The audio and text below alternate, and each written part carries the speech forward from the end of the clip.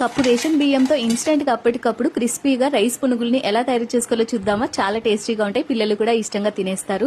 దీనికోసం ఫస్ట్ 2 కప్పుల వరకు రేషన్ బియ్యంని తీసుకొని 2 గంటల సేపు నానబెట్టుకోవాలి. 2 గంటల తర్వాత నీళ్ళనంతా ఉంచేసుకొని బియ్యంని మాత్రమే ఇలా ఒక పెద్ద మిక్సీ జార్లోకి వేసుకొని కొంచెం నీళ్ళను వేసి మెత్తగా గ్రైండ్ చేసుకోవాలి. అదే మిక్సీ జార్లోకి 2 ఆలుగడ్డల్ని కూడా బాయిల్ చేసుకొని వేసుకొని మిక్సీ చేసి అవి 2 కలిపి బాగా మిక్స్ చేసుకోవాలి. తర్వాత కట్ చేసుకున్న ఉల్లిపాయ ముక్కలు, కరివేపాకు, పచ్చిమిర్చి ముక్కలు, కొత్తిమీర, ఉప్పు, వంట సోడా, జీలకర్ర ఇవన్నీ వేసుకొని బాగా మిక్స్ చేసుకొని 15 నిమిషాల పాటు పక్కన పెట్టుకోవాలి.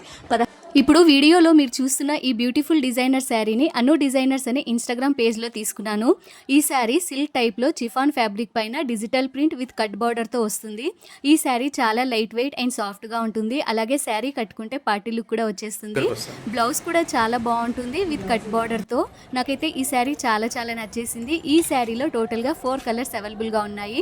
శారీ ప్రైస్ కూడా రీజనబుల్గానే ఉంటుంది. వీళ్ళ డీటెయిల్స్ అన్ని కూడా కింద డిస్క్రిప్షన్లో కమెంట్లో ఇస్తాను, ఒకసారి వెళ్ళి చెక్ చేసి ఆర్డర్ చేసుకోండి. 5 నిమిషాల తర్వాత వేడివేడిగా ఉండే ఆయిల్లో వేసేసుకొని బాగా క్రిస్పీగా అయ్యేంత వరకు ఫ్రై చేసుకుంటే సూపర్ టేస్టీగా ఉండే రైస్ పునుగులు అయితే రెడీ అయిపోతాయండి.